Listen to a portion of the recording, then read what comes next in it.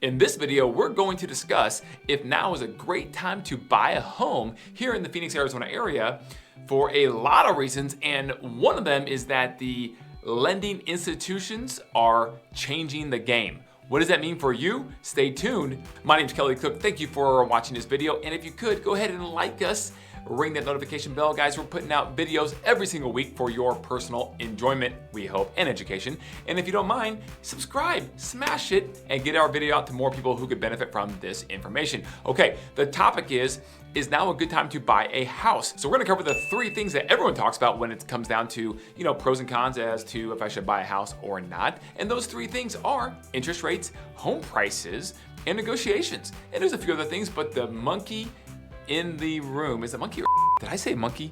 I meant elephant. Monkey, elephant, tomato, tomato. Wow, I messed that one up. But the elephant in the room that no one's talking about is that the lenders are changing the game. That's right, Fannie Mae and Freddie Mac, who are GSEs, government-sponsored entities, are actually coming out with new guidelines that are kind of rigging the lending game, and it may not be in favor for you. So stay tuned to the end of this video to get the number one reason why you need to decide if now could be a good time to buy or not. So a lot of what this comes down to is the affordability, right? You have to have affordability to be able to purchase a house in any given city. Now, right now, the current US affordability index is 95.5. Now, 100 is where you want to be at to have the ability with a 20% down payment to afford a house in whatever city you are in the United States.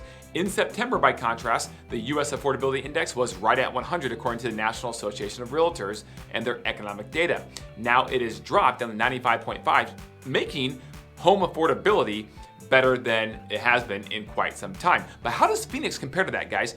I'm glad you asked. So Phoenix currently sits at a 130 on the index, but the good news is it's down from 150 just 1 year ago, which is a 13.2% decline in the affordability, which in this case is a good thing, making Phoenix more and more affordable because of obviously the housing and home price decline that we've experienced since the mid-2022 timeframe. Okay, guys, let's turn our attention to mortgage rates. Now, if you look at when they started tracking mortgage rates, that was in 1971. So if we take that historical average all the way to 2023, did you know that the average interest rate is about 7.7%? So we are still below that, and that's the average that it's been ever since 1971 when taking all of those years into consideration. So if you could, look at the chart behind me here. You can see that, this is from the Fed, St. Louis Fed. You can see that the rates are all over the place since 1971 when they started tracking these.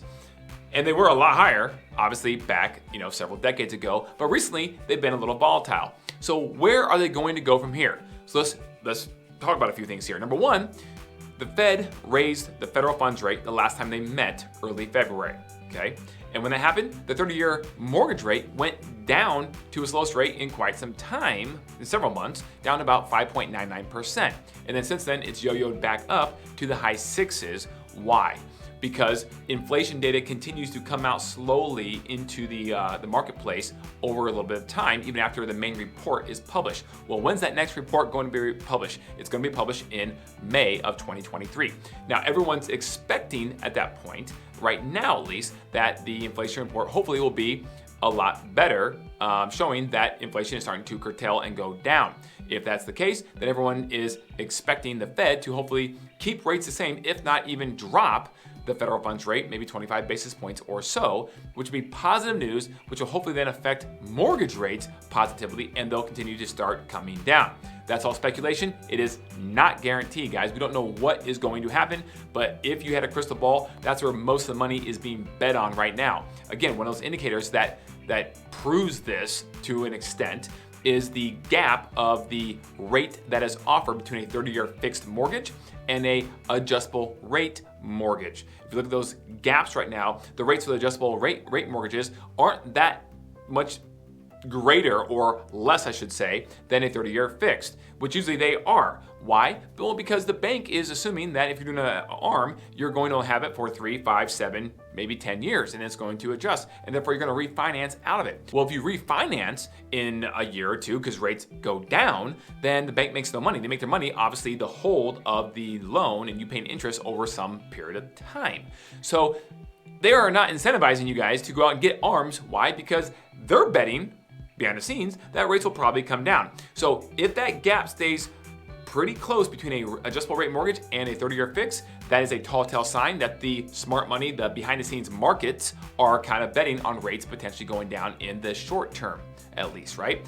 However, if it starts to, if the gap starts to get wider between a adjustable rate mortgage and a 30-year fix, let's say, then maybe that's an indicator that rates may not be coming down anytime real soon. So tidbit of information you can watch that are indicators as to what might happen with rates. Because why, guys? These organizations spend a ton of money on a bunch of smart people and data to make sure they hopefully don't lose their money. And so they are betting and hedging before the average person has the ability to even know what in the world's going on half the time. The next thing for affordability are the home prices in a given city. Well, in Phoenix, you can see by the chart right here over my shoulder that the median home price is off its high of just under $500,000 back down to about $425,000. Guys, that is about a 14% decrease off its high in the monthly median sales price. That is a good thing, making homes more affordable. So this is what the Fed was hoping to achieve, right? They want prices to come down, and they do that by making payments on homes, i.e. mortgages, less and less affordable by raising the rates. And so this is exactly what's happening, and it's happening right here in Phoenix as the home prices continue to decrease. Now, as you can see on this graph, the home price right here hasn't really decreased a bunch in 2023. In fact, it stayed pretty steady. Well, because we have the seasonal aspect in our favor now, where demand has upticked because we have obviously a lot of great weather going on right now, a lot of events and activities happening, spring training is right around the corner, and so you have a lot of people from around the country coming in to experience the Phoenix weather, to stay here and possibly buy homes, relocate here, etc. And so right now, we are in this like stabilization pattern where prices are not falling, but they're not increasing dramatically either. So we'll see what happens over the next 3 months. And as we get into the summer months, that's what I will be watching personally to see how Phoenix does when the summer hits and we're naturally a little bit slower. The next thing we talk about are negotiations. Negotiations is when you actually purchase a property or when you sell a property. That's a tall tale sign of affordability in a certain market and who has leverage in the market, the buyers or the sellers. Well, if you look at this graph right here, these are the amount of seller concessions paid to a buyer when they purchase a seller's home. Now, as you can see, traditionally before COVID, though the amount of properties that actually had seller concessions involved with them were trending usually between about 30 and 40%. And then you went way down because the market went way up and sellers had the leverage, so they didn't offer concessions or credits very, very often. Now we are back to about 48% on this graph here, as you can see, of all transactions include some sort of seller concessions. That tells you that the marketplace still is not necessarily in a seller's favor, even though the data might suggest that in some places it is. Why? Because about half the sellers are willing to give a credit, some sort of concession to a buyer to incentivize them to purchase their house. So as a buyer, you can really do a good job if you have an agent, wink wink, like someone here at Cook & Associates that knows how to negotiate on your behalf to get you the best deal possible for the house that you really love. The last thing we're gonna focus on in this video that affects affordability and actually is time sensitive are loan level pricing adjustments, otherwise known as LLPAs. Now, these are things that happen behind the scenes when you go to apply for a loan on a house, a mortgage, right? These are adjustments that the lender makes behind the scenes on pricing for the type of interest rate they're going to offer you based upon your financial data that you're able to provide. Now, if you look at the chart on the screen here, I know it's a lot of numbers and it can be confusing really fast, but you'll see that these LLPAs are actually effective April 15th, guys. So you would have to close on a property before April 15th for these not to affect you. Now, what will these things affect? They'll affect quite a few things, but primarily two things for every borrower. Your FICO score now matters more than ever, as well as your debt to income ratio. Let me explain. If you look at the top graph here, you can see the credit score is on that far column to the left. And you can see now that in order not to have any type of additional costs to get the best pricing possible in interest rate, you have to have a 780 FICO score or greater.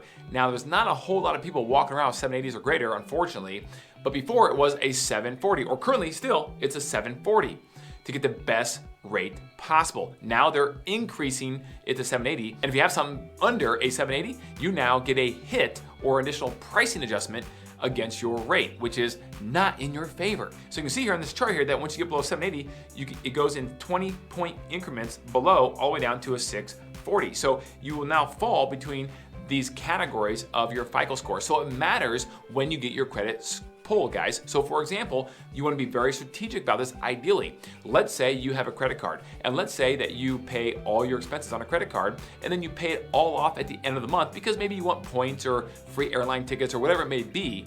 No problem. But now the key is to make sure that your lender pulls your credit that's going to be used to actually give you your rate at the time of the month where you have just paid off your credit card, so that your balance on your card is as low as possible, not as high as possible. That is just one of many things will affect your FICO score that then ultimately will affect the rate you get for the next 30 years, assuming you don't refi or sell. The next thing is your debt to income ratio. People have income and they have debt for the most part. And if you are under 49% on that debt to income ratio for a conventional mortgage backed by Fannie Mae or Freddie Mac, you now get the best rate possible because you qualify.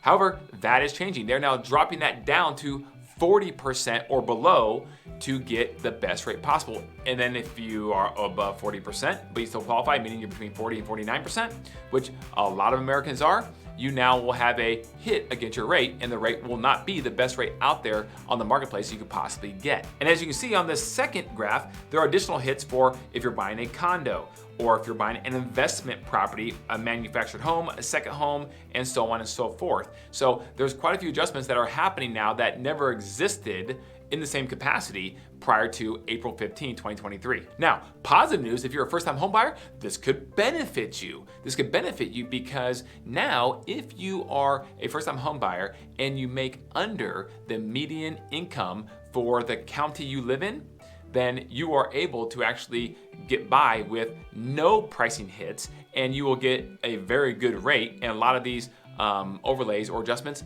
will not apply to you. Now, if you're a first-time home buyer and you make above the median income level for your county, then you still will be subject to a lot of these adjustments, unfortunately. So why are these GSEs, these government-sponsored entities like Freddie and Fannie, why are they doing this? Well, it's only speculation. There could be a lot of reasons. Obviously, one of them clearly is they would like to get more home ownership for first-time home buyers, but the rest of it, it's hard to say. Now, obviously, if you're an investor or want to buy a second home, they're trying to limit that. They're really kind of trying to give additional hits for people doing that, so they're not encouraging that right now, unfortunately. And we'll see how long these last. This could be for some months, for some years, we'll see, but things are always changing. So that's why you need to stay tuned to Everything Phoenix and this YouTube channel to be up to speed on the latest and greatest of what's happening in everything real estate here in Phoenix. So guys, we truly from the bottom of our heart want to make sure you are informed to make the best decision for your specific financial situation. We'd love to consult you and advise you on that to the best of our ability. But there is a deadline on these LLPAs, and that's, again, April 15th. So if you're thinking about getting a house with a loan, it may behoove you to do that and close on the house prior to April 15th so that you are not subject to some of these overlays if, let's say, your credit's not the best or your debt to income ratio is a little higher, things of that nature. So give us a call. We can put you in touch with a phenomenal lender that can walk you through all of this. And like I said, we'd be happy and honored to help you and walk you through this and figure all these things out so you get the best deal possible when you purchase a home, if you decide to do it right now. And always, guys, feel free to call us at 480-660-5974. Email us at info@cookandassociatesaz.com, or you could check us out on our Instagram page right here at Kelly Cook Homes, where we're doing all kinds of cool stuff behind the scenes and putting out good content, good information there too as well, just in a much shorter format. Thank you guys as always. We do appreciate you, and until next time, call me.